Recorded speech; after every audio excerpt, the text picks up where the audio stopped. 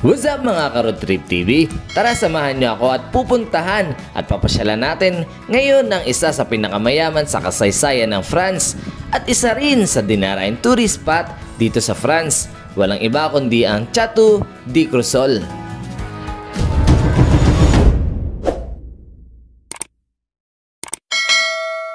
Good day mga ka-Road Trip TV. So ngayon ay nandito tayo ngayon sa Annonay, France, kung saan pupuntahan natin yung dinarayo sa Saint-Péray, France, which is ito yung Château de Creusot. So nandito tayo ngayon sa bus stop kung saan iniintay pa natin yung mga kasamahan natin mga Pilipino.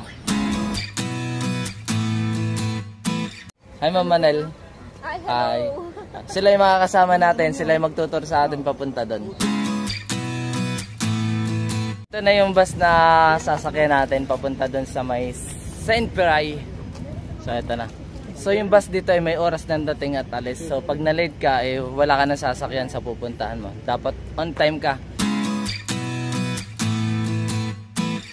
So ang ginagamit dito na pambayad ay itong card. Pwede rin cash. Pero mas better kung card kasi tatap mo lang. So tara. Merci. Natin guys ng seatbelt dahil may nagche-check point. May nagche-check dito sa bus para hindi matikita yung driver. Okay.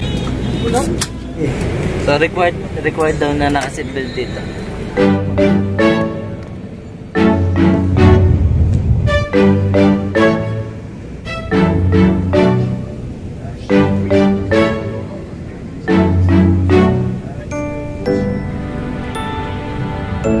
Kabababa nga lang natin sa bus simula nga doon sa bus station, maglalakad daw tayo almost 20 minutes papunta doon sa castle.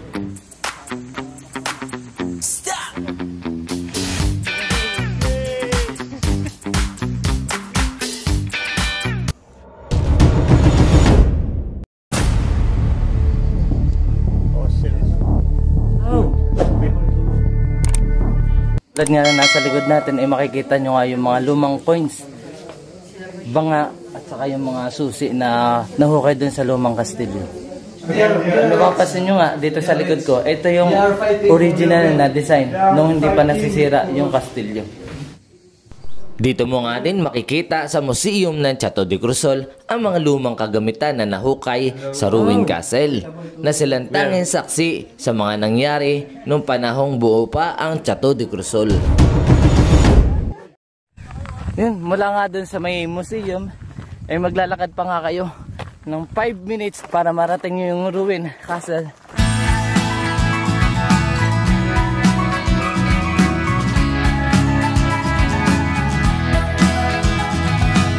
After 5 minutes nga na lakad natin galing doon sa museum, ay narating na nga natin to entrada ng ruined castle. Ang Château de Creusot ay nakatayo dito sa tuktok ng burol ng Creusot sa gilid ng isang talampas na mahigit 200 metro ang taas.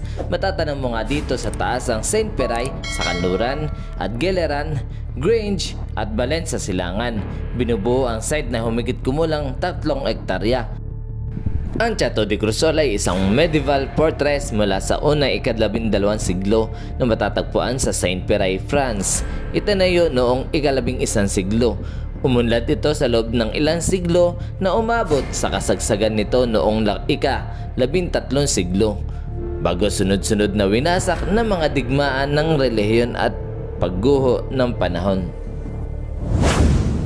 So yung inuupahan kong batong ito yung isang parte ng pader na gumuho dito sa kastilyong ito. Ang laki niya.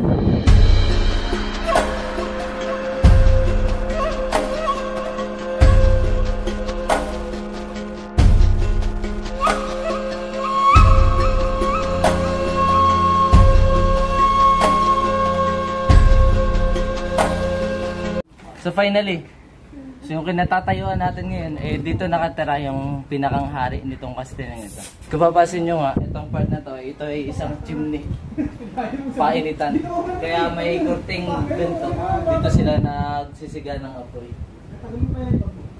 Mapapansin nyo nga na yung pader talaga dito, walang kabakal-bakal. Pero napakatibay. Katulad nga nito. Wala kang makikita ang bakal. Puro bato lang yung nakamala dito.